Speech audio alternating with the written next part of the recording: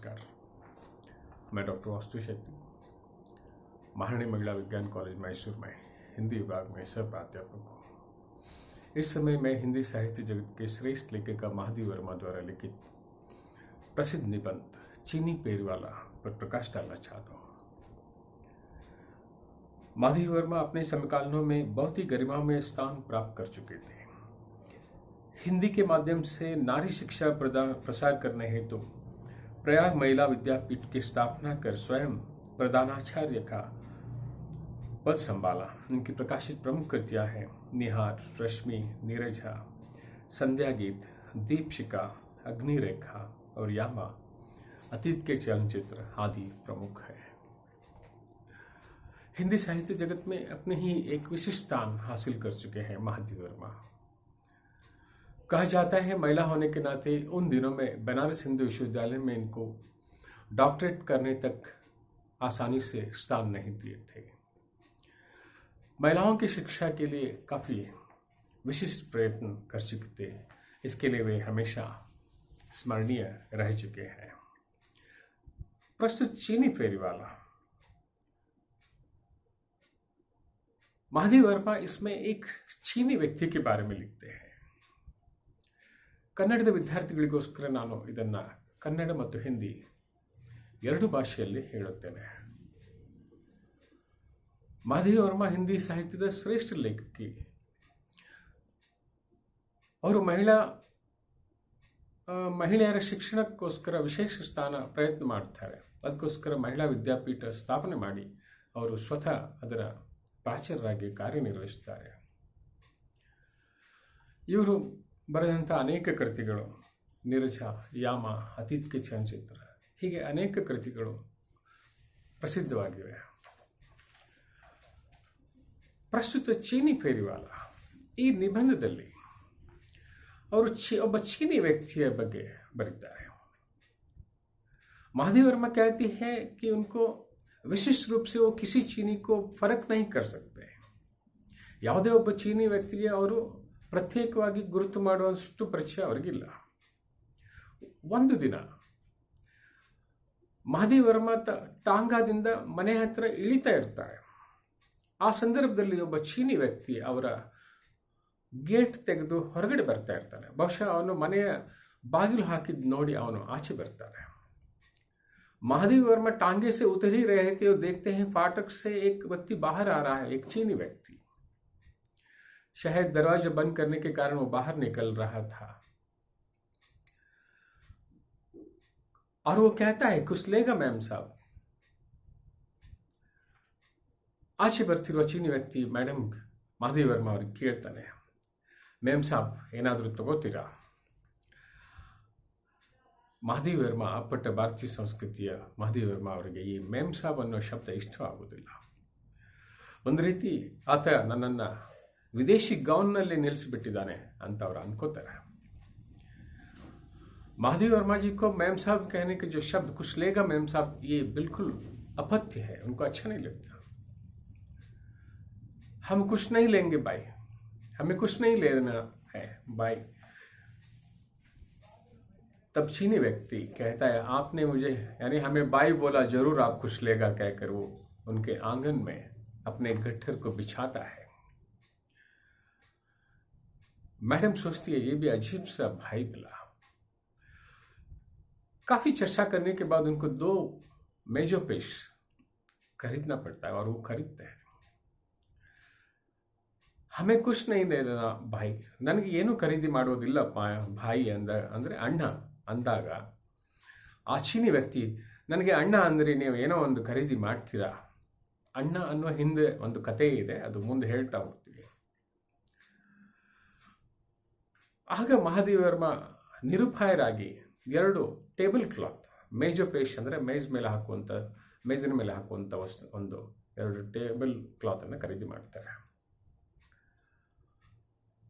ಇದಾದ ಮೇಲೆ 15 ದಿನ ಕಳೆದ ನಂತರ ಮತ್ತೆ ಆತ ಬರ್ತಾನೆ। ಹಮ್ ಬಿಲ್ಕುಲ್ ಕುछ नहीं ಖರೀದೇಂಗೆ। 15 ದಿನಗಳ ನಂತರ ಆತ ಬಂದಾಗ ಮೇಡಮ್ ಹೇಳ್ತಾರೆ ನಾನು ಏನು ಖರೀದಿ ಮಾಡೋದಿಲ್ಲ। तब नहीं, सब कुछ बिक चुका है, मैं सिस्टर के वास्ते एक हैंकी लाया है कहकर वो अपने जेब से एक हैंकी निकालता है जो बहुत ही सुंदर ढंग से बनाई हुई चीनी महिलाओं के हाथ की जो कला और उसके साथ रहे हुए ಕರುಣಾಕತ ಆ ರುಮಾಲ್ನನ್ನು ನೋಡಿದಾಗ ಆ ರುಮಾಲಿನ ಸೌಂದರ್ಯ ಮತ್ತು ಆ ಸೌಂದರ್ಯದಲ್ಲಿರುವ ಕರಕುಶಲತೆ ನೋಡಿ ದಂಗಾಗ್ತಾರೆ ಮಹಾದೇವ ವರ್ಮ. ಅಷ್ಟೇ ಅಲ್ಲ, ಆ ಕಲೆ, ಆ ಸದಭಿರುಚಿಯ ಹಿಂದಿರುವಂಥ ಅಭಾವ, ಅವರ ಜೀವನ, ಅವರ ಕಷ್ಟ ಕರುಣಾಕತೆಯನ್ನೆಲ್ಲ ನೆನೆಸ್ತಾರೆ. इधार मेले ये महा चीनी व्यक्ति आवागा कभी कभी वो आता ही रहता है और वो टिकते से हिंदी नहीं जानता, टिकते से बर्मा यानी और किसी भाषा जो जानता है उसी में से वो कहने की कोशिश करता है. हिंदुस्तानी, अंग्रेजी सारी भाषाओं का मिली हुई रूप में वो बातें करता है, हकलाता है. लगातार वो बोल नहीं सकता क्योंकि ये भाषा की समस्या है. ಆತ ಬರ್ಮಾ ಚೀನಿ ಭಾಷೆಯನ್ನು ಚೆನ್ನಾಗಿ ತಿಳ್ಕೊಂಡಿದ್ದಾನೆ. ಆದರೆ ಅವನೇ ಹಿಂದಿ ಜೊತೆ ಮಾತಾಡುವಾಗ ಅಥವಾ ಹಿಂದೂಸ್ತಾನಿ ಭಾಷಾ ಅವ್ರ ಈ ಮಿಶ್ರಿತ ರೂಪದಲ್ಲಿ ಅವನು ಮಾತನಾಡುವಾಗ ಅವನು ತಡವರಿಸ್ತಾನೆ. ಪ್ರತಿ 15-20 ದಿನಗಳಿಗೆ ಒಮ್ಮೆ सिस्टर के वास्ते लाए कहकर वो कभी कभी आता है और वो हर बार वो अपने कहानी कहने के लिए काफी उत्सुक रहता है. ತನ್ನ ಕಥೆಯನ್ನು ಹೇಳಲಿಕ್ಕೆ ಆತ ಬಹಳ ಉತ್ಸುಕನಾಗಿರುತ್ತಾನೆ.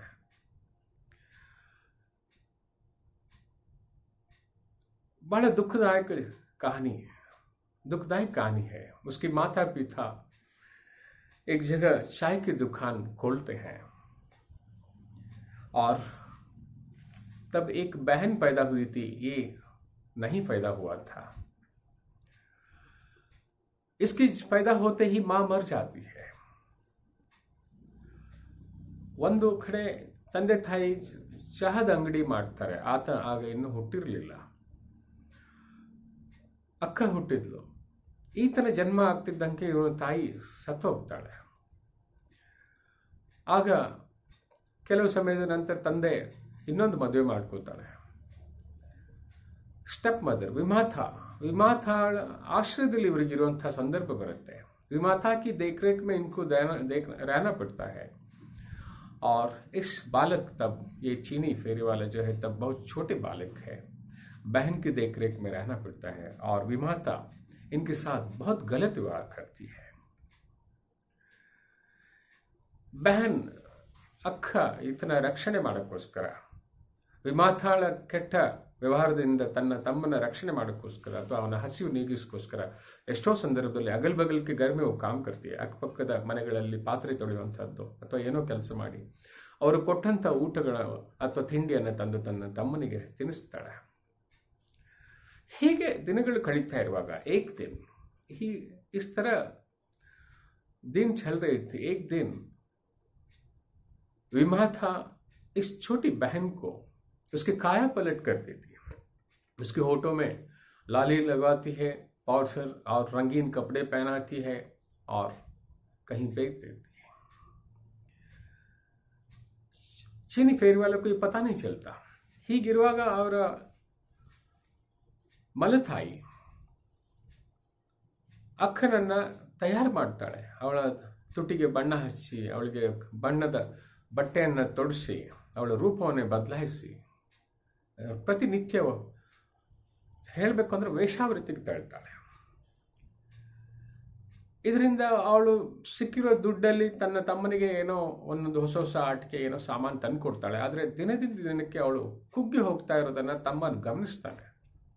दिन ब दिन उसके घटते हुए शरीर और तंदुरुस्ती को छोटे भाई पहचानता है. वो आधी रात में भारी पैर से वो आना और उस समय विमाता उठकर उसकी बटुए छीन लेना, ಮಧ್ಯರಾತ್ರಿಗೆ ಅವಳು ಭಾರವಾದ ಹೆಜ್ಜೆ ಇಡ್ತಾ ಬರೋದು. ಆಗ ಆ ಮಲತಾಯಿ ಇವಳ ಜೇಬಲ್ಲಿರುವ ಅಥವಾ ಕೈಯಲ್ಲಿರುವಂಥ ದುಡ್ಡನ್ನು ಕಸ್ಕೊಳ್ಳೋದು, ಅವಳ ಶಿಥಿಲ ಕೈಯಿಂದ ಕಸ್ಕೊಳ್ಳೋದು, ಇದನ್ನೆಲ್ಲ ನೋಡ್ತಿರ್ತಾನೆ. ಹೀಗೆ ದಿನಗಳು ಕಳೆಯುತ್ತೆ. ಒಂದಿನ ಅವನ ಅಕ್ಕ ವಾಪಸ್ ಬರೋದಿಲ್ಲ. ಬಹಳ ದುಃಖ ಆಗುತ್ತೆ. ಎಷ್ಟೋ ಸಲ ಅವನು ಆಲೋಚನೆ ಮಾಡ್ತಾನೆ. ಕहीं बार ये सोचता है किसी तरह अपने बाप को पकड़ना. हर किसी से वो पूछता है मेरे पिताजी को आप देखे हैं. छोटा बच्चा है, बहुत सारे दुकानदार से बातें करता है. यहाँ तक कि वो विमाता की जो चाय की दुकान में जो नए आदमी आके चलाता है वो भी सुन लेता है। कुछ लोग हंसते हैं और कभी कभी यहाँ तक नौबत आती है, तुम दोबारा इस तरह करोगे तो तुम्हें विमाता से कहकर तुम्हें पिटवाएंगे। ಹೀಗಿರುವಾಗ ಒಂದಿನ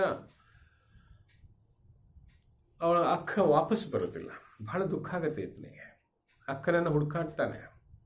ಅಷ್ಟೇ ಅಲ್ಲ, ಎಷ್ಟೋ ಸಲ ತನ್ನ ತಂದೆ ಸಿಕ್ಕಿದ್ರೆ ತಂದೆಯಿಂದ ವಿಮಾತಾಗೆ ಏಟು ಹಾಕಿಸ್ಬೇಕು, ಅವರೆಲ್ಲ ಅವಾಗ ಹೆದರ್ಕೊಂಡಿರ್ಬೋದು ಅಂತೆಲ್ಲ ಅನ್ಕೋತಾನೆ. ವಿಮಾತ ಈಗ ಚಹಾ ಅಂಗಡಿಯಲ್ಲಿ ನಡೆಸಲಿಕ್ಕೆ ಬೇರೆ ಯಾರೋ ಇದ್ದಾರೆ, ಅವ್ರ ಜೊತೆ ಎಲ್ಲ ಮಾತಾಡ್ತಾನೆ. ಅಲ್ಲಿ ಬಂದಿರೋರಿಗೆಲ್ಲ ನನ್ನ ತಂದೆ ನೋಡಿದ್ದೀರಾ, ನನ್ನ ತಂದೆ ಎಲ್ಲಿ ಅಂತೆಲ್ಲ ಕೇಳ್ತಾನೆ. ಕೆಲವರು ನಗ್ತಾರೆ, ಕೆಲವರು ಅವನಿಗೆ ಬೈತಾರೆ. ಆಗ ಆ ಅಂಗಡಿ ನಡೆಸೋನು ಹೇಳ್ತಾನೆ, ನೀನು ಇನ್ನೊಮ್ಮೆ ಹೀಗೆ ಹೇಳ್ತಾ ಇದ್ರೆ ನಿನಗೆ ನಿನ್ನ ಮಲತಾಯಿಗೆ ಹೇಳಿ ನಿನಗೆ ಏಟ್ ಹಾಕಿಸ್ತೀನಿ ಅಂತೆಲ್ಲ ಹೇಳ್ತಾರೆ. ಸೊ ಆವತ್ತಿಂದ ಅವನು ತನ್ನ ತಂದೆ ಬಗ್ಗೆ ಕೇಳೋದನ್ನು ನಿಲ್ಲಿಸ್ತಾನೆ. ಹೀಗಿರುವಾಗ विमाता भी और एक शादी करके चली जाती है. इसकी स्थिति और बदतर होती है. ये ಗಿರಾಕಟೋಂ के हाथ में आ जाता है. ಕೊಲೆಗಡಕರು, ಕಳ್ಳ ಕಾಕರ ಕೈಗೆ ಇವ್ರು ಸಿಕ್ಕಾಕೋತಾನೆ. ಅವ್ರು ಹೇಳಿದ ಕೆಲಸ ಮಾಡಬೇಕು, ಅವರ ಸೇವೆ ಮಾಡಬೇಕು.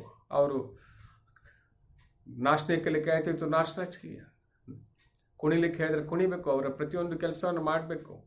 ಅಷ್ಟೇ ಅಲ್ಲ, ಅವರ ಸಹವಾಸದಲ್ಲಿ ಅವನು ಕಳ್ಳತನವನ್ನು ಕಲಿತಾನೆ ಅಥವಾ ಪ್ರಯತ್ನ ಶುರು ಮಾಡ್ತಾನೆ. ಮೊದಲ ಪ್ರಯತ್ನದಲ್ಲೇ ಈತನಿಗೆ ಸುಯೋಗದಿಂದ ಇವನ ತಂದೆಯ ಗೆಳೆಯರು ಯಾರು ಸಿಗ್ತಾರೆ. जो ये गिरहकट के हाथों में आता है और उनकी सारी ये कला सीखने की नौबत आती है और उन लोगों के दिए हुए सजा सब कुछ इनको सहन करना पड़ता है. इसके मन में तो एक ही लक्ष्य है, अपने बहन को ढूंढना.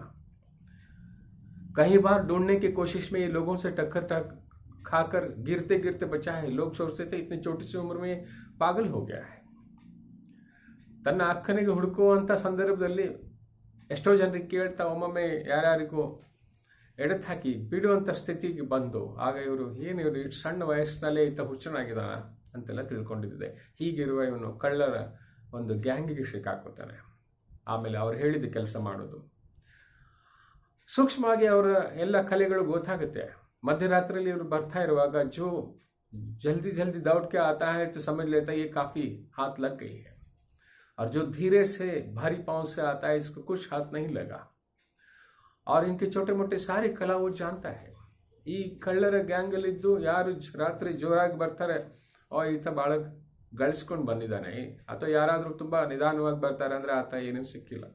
ಕೆಲವೊಮ್ಮೆ ಇಲ್ಲೇ ಒಬ್ಬೊಬ್ಬರ ತರಹ ಆಗಿ ಅಂದರೆ ಪ್ರೀತಿಯಿಂದ ಕೆಲವರು ನೋಡ್ತಾರೆ, ಅವಾಗ ಇನ್ನೊಬ್ಬರು ಇವರು ವಿರೋಧ ಮಾಡ್ತಾರೆ. ಹೀಗೆ ದಿನಗಳು ನಡೀತಾ ಇರುವಾಗ ಮೊದಲು ಈ ಥರದ ಕೆಲಸವನ್ನು ಕೆಟ್ಟ ಕೆಲಸಕ್ಕೆ ಇಳಿದಾಗ ಅವನಿಗೆ ತಂದೆಯ ಗೆಳೆಯರು ಯಾರು ಸಿಕ್ಕಿ ಅವರು ಬಟ್ಟೆ ವ್ಯಾಪಾರಿ ಆಗ್ತಾರೆ. ಹಾಗಾಗಿ ಅವರು ಜೊತೆಲೇ ಊಟಕ್ಕೂ ಕುಳಿಸ್ಕೋತಾರೆ, ಹಾಗೆ ಅಲ್ಲೇ ಮಲಗುವಂಥ ವ್ಯವಸ್ಥೆ ಮಾಡ್ತಾರೆ. तो इस तरह इसकी जिंदगी में एक नया मोड़ आ जाती है. ಇವನ ಜೀವನದಲ್ಲಿ ಒಂದು ಪರಿವರ್ತನೆ ಆಗುತ್ತೆ.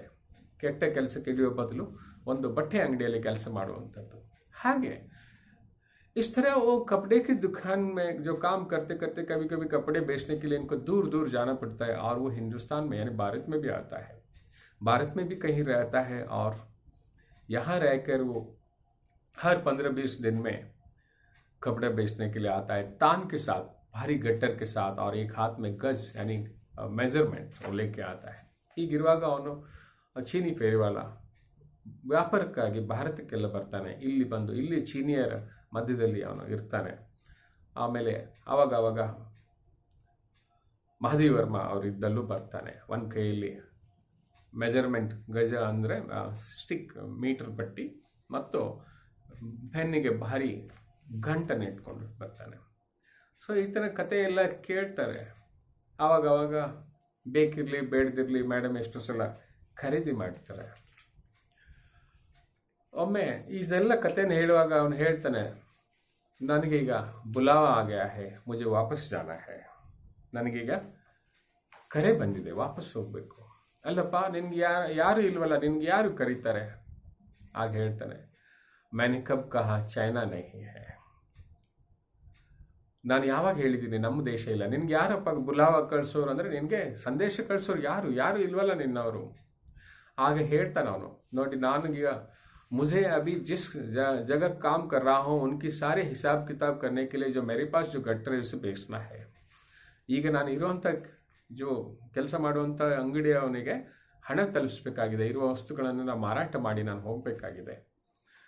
ಆವಾಗ ಮಾಧವಿ ವರ್ಮ ಬಹಳ ದಿನಗಳಿಂದ ಅವನು ತನ್ನ ತಂಗಿಯನ್ನು ಕಳ್ಕೊಂಡಂಥ ಅಕ್ಕನನ್ನು ಕಳ್ಕೊಂಡಂಥ, ತಂದೆಯನ್ನು ಕಳ್ಕೊಂಡ, ತಾಯಿ ಕಳ್ಕೊಂಡಂಥ ಆ ವ್ಯಕ್ತಿಗೆ महादेव वर्मा ने ಒಂಥರ अख।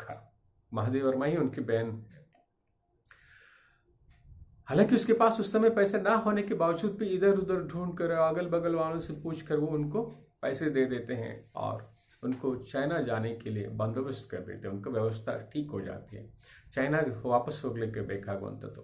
हमने कब कहा हमारे चाइना नहीं है, इस बात से स्वयं महादेव वर्मा भी लज्जित हो जाते हैं। मुझे नहीं पूछना चाहिए था। माता पिता न सब ना होने के बावजूद भी उसके देश के प्रति जो प्रेम है, ಎಲ್ಲರನ್ನು ಕಳ್ಕೊಂಡ್ರು ಅವನು ತನ್ನ ದೇಶದ ಬಗ್ಗೆ ವ್ಯಕ್ತಪಡಿಸಿದ ಪ್ರತಿ ಪ್ರೇಮ, ದೇಶ ಪ್ರೇಮ, ಇದು ದಂಗಾಗುವಂಥದ್ದು। महादेव वर्मा ಈಗಲೂ ಆತ ಹೋಗಿ ಎಷ್ಟೋ ಸಮಯ ಆಯಿತು, ಮತ್ತೆ ವಾಪಸ್ ಬಂದಿಲ್ಲ। आदरू रह रहकर उस भाई की याद आती है, चाइना से जो आता था। कुछ लेगा मैम साहब, फिर वो बाइक सिस्टर के वास्ते ಅಕ್ಕನಿಗೋಸ್ಕರ ನಾ ತಂದಿದ್ದೀನಿ ಅಥವಾ ತಂಗಿಗೋಸ್ಕರ ನಾ ತಂದಿದ್ದೀನಿ ಅಂತ ಹೇಳ್ಕೊಂಡು ಅವನ ಆ ಚೈನಾ ರೂಪ, ಚೈನಿ ಒಂದು ರೂಪವನ್ನು ಅಲಗ್ ಪ್ರತ್ಯೇಕವಾಗಿ ಪಹಚಾನ್ नहीं सकती थी। ಪ್ರತ್ಯೇಕವಾಗಿ ಒಬ್ಬ ವ್ಯಕ್ತಿಯನ್ನು ನೋಡ್ಲಿಕ್ಕೆ ಆಗಲಿಲ್ಲ ಆದ್ರೂ ಈ नाटे खत जो छोटे शरीर वाला, उसके सारे हाव भाव से परिचित महादेव वर्मा कभी कभी उसकी याद करती है। पता नहीं जिंदगी की राहों में वो कहाँ खो गया है, ಜೀವನದ ಇದರಲ್ಲಿ ರಸ್ತೆಯಲ್ಲಿ ಎಲ್ಲಿ ಹೋಗಿದ್ದಾನೋ ಗೊತ್ತಿಲ್ಲ, ನೆನೆಸ್ಕೋತಾರೆ। ಅವನ ಪ್ರೀತಿ, ಅವನ ದೇಶ ಪ್ರೇಮ ಎಲ್ಲವನ್ನೂ ನೆನೆಸ್ಕೊಂಡು ಮನಸ್ಸನ್ನೇ ಅವನಿಗೆ ಒಲಿಸ್ತಾರೆ। ನಮಸ್ಕಾರ।